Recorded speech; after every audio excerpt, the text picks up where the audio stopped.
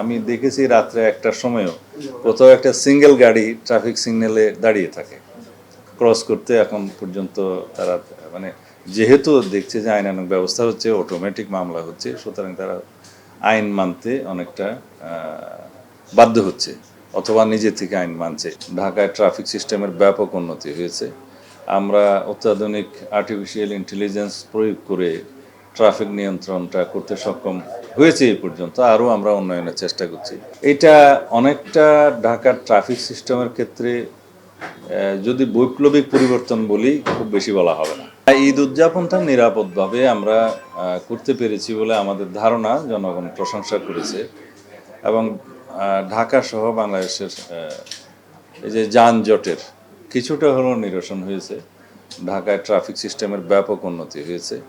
আমরা অত্যাধুনিক artificial intelligence প্রয়োগ করে ট্রাফিক নিয়ন্ত্রণটা করতে সক্ষম হয়েছে এই পর্যন্ত, আরও আমরা উন্নয়নের চেষ্টা করছি যাতে সমস্ত ইন্টারসেকশনগুলোতে আমরা এই একটা যান্ত্রিকভাবে অটোমেশনটা আমরা চালু করতে পারি পূর্ণাঙ্গভাবে। এখন পর্যন্ত যেটুকু চালু করা হয়েছে তার সুফল আমরা পাচ্ছি, জনগণ পাচ্ছে। এটা অনেকটা ঢাকার ট্রাফিক সিস্টেমের ক্ষেত্রে যদি বৈপ্লবিক পরিবর্তন বলি খুব বেশি বলা হবে না। এখানে মাননীয় প্রধানমন্ত্রী অত্যন্ত পরিশ্রম করেছেন, নির্দেশনা দিয়েছেন। আমাদের ট্রাফিক বিভাগ, পুলিশ এবং বুয়েটের কিছু আমরা বিশেষজ্ঞদের এখানে কাজে লাগিয়েছি।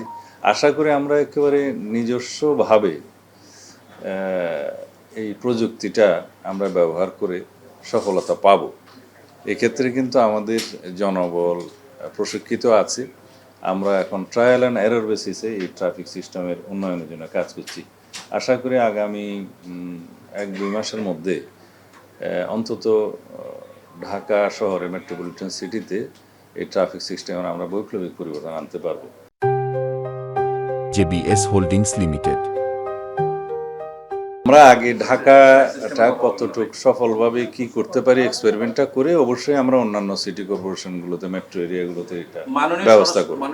এটা সিটি কর্পোরেশনের একক কোনো বিষয় নয়, এটা ঢাকা মেট্রো এরিয়াতে না, একক কোনো বিষয় নয়। এখানে ট্রাফিক পুলিশের সহায়তা অবশ্যই লাগে।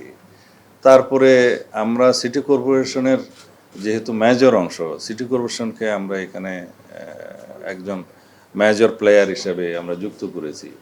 তারপরে জনসচেতনতার জন্য আমাদের আরও কিছু কাজ করতে হয়। আমরা একটা যান্ত্রিক পদ্ধতি শুরু করলাম, সেটার ব্যবহার সম্পর্কে জনগণকে যদি আমরা আগে থেকে প্রশিক্ষিত না করি, অবহিত না করি, তাহলে এটার প্রয়োগের ফল লাভ হয় না। তো এখন আলহামদুলিল্লাহ আমাদের জনগণ অত্যন্ত সচেতন হয়েছে, তারা রুট সিগন্যাল মেনে চলছে। আমি দেখেছি রাত্রে 1টার সময়ও কোথাও একটা সিঙ্গেল গাড়ি ট্রাফিক সিগন্যালে দাঁড়িয়ে থাকে ক্রস করতে। এখন পর্যন্ত তারা মানে যেহেতু দেখছে যে আইনানুগ ব্যবস্থা হচ্ছে, অটোমেটিক মামলা হচ্ছে, সুতরাং তারা আইন মানতে অনেকটা বাধ্য হচ্ছে অথবা নিজে থেকে আইন মানছে। এইভাবে আমরা এগিয়ে যাব ইনশাআল্লাহ।